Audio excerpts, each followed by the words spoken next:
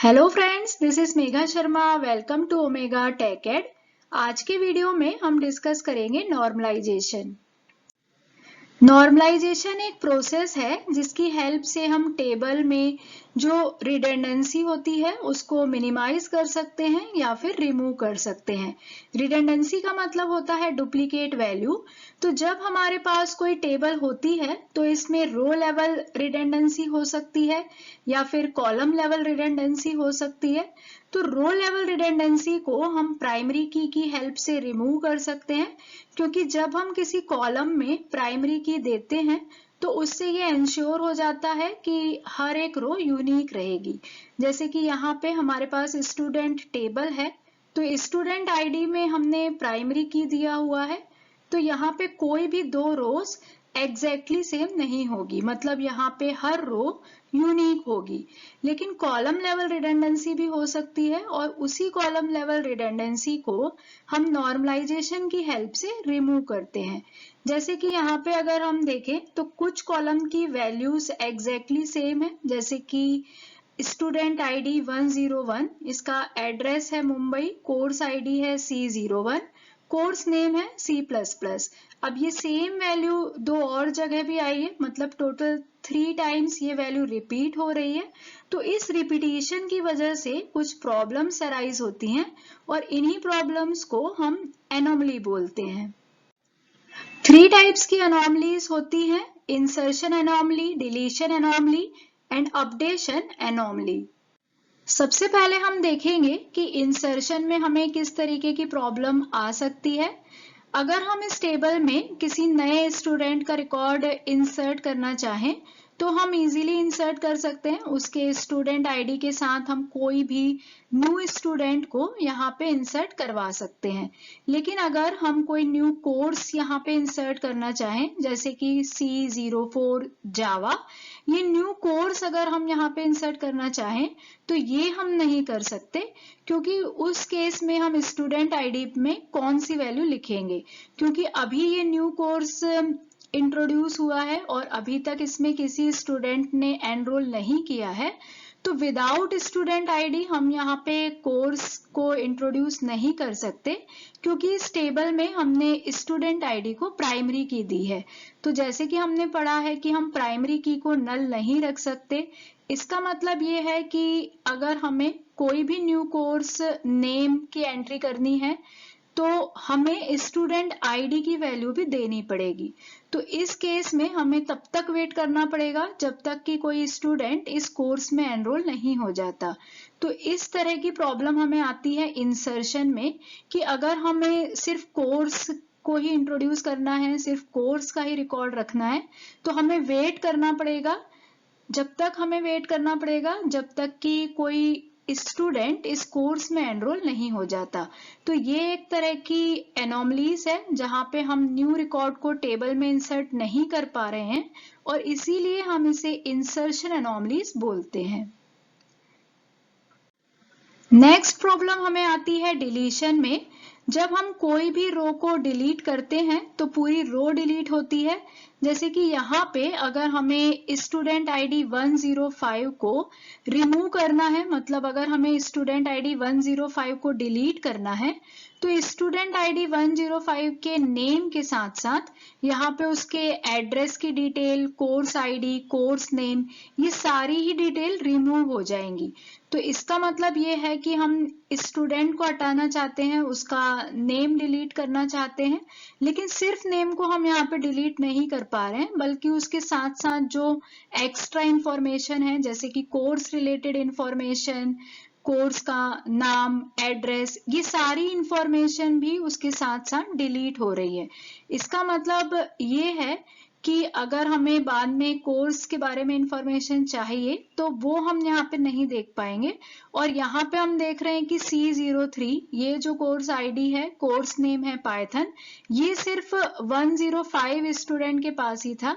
इसका मतलब था कि ये जो कोर्स था इसमें सिर्फ एक ही स्टूडेंट एनरोल था, और जब हमने स्टूडेंट को डिलीट किया तो ये कोर्स रिलेटेड जो इंफॉर्मेशन थी वो भी डिलीट हो गई। तो यहाँ पे ये एक एनॉमली है, क्योंकि हम कुछ इंफॉर्मेशन को डिलीट कर रहे हैं तो उसके साथ साथ जो एक्स्ट्रा इंफॉर्मेशन है वो भी डिलीट हो जाती है। लास्ट प्रॉब्लम हमें आती है अपडेशन में, क्योंकि जो डुप्लीकेट डेटा होता है अगर हमें उसे अपडेट करना है तो एक जगह अगर हमने उसे अपडेट किया है और बाकी जगह हमने उसे अपडेट नहीं किया है तो टेबल इनकंसिस्टेंट स्टेट में पहुंच जाती है। जैसे कि अगर हमें यहाँ पे कोर्स आईडी C02 का नेम चेंज करना है, जैसे कि अभी इसका नाम है DBMS, अगर हमें इसका नाम चेंज करके SQL रखना है तो जितनी जगह पे भी C02 आया होगा वहां पे सभी जगह पे हमें इसे अपडेट करना होगा। अगर हम किसी एक जगह पर ही इसे अपडेट करते हैं और बाकी जगह पे चेंजेस नहीं करते हैं तो जो टेबल होगी वो इनकंसिस्टेंट स्टेट पे पहुंच जाएगी। तो चेंज हमें यहाँ पे सिर्फ एक ही करना है, मतलब एक ही चेंज करना है कि कोर्स आईडी C02 का नाम चेंज करके DBMS से हमें SQL करना है। लेकिन क्योंकि यहाँ पे डुप्लीकेट डेटा है तो जितनी बार भी टेबल में C02 आया होगा उतने टाइम हमें इसे अपडेट करना होगा। तो ये एक प्रॉब्लम होती है अपडेशन की और इसीलिए हम इसे अपडेट एनॉमली बोलते हैं। इन तीनों एनॉमलीज को हम नॉर्मलाइजेशन की हेल्प से रिमूव कर सकते हैं and we can define normalization is the process of structuring and handling the relationship between data to minimize redundancy in the relational table and avoid the unnecessary anomalies properties from the database like insertion, update and delete. Normalisation की help से हम data redundancy को minimise करते हैं और जो unnecessary anomalies होती हैं जैसे कि इंसर्शन, अपडेशन, डिलीशन, इन्हें हम रिमूव कर सकते हैं।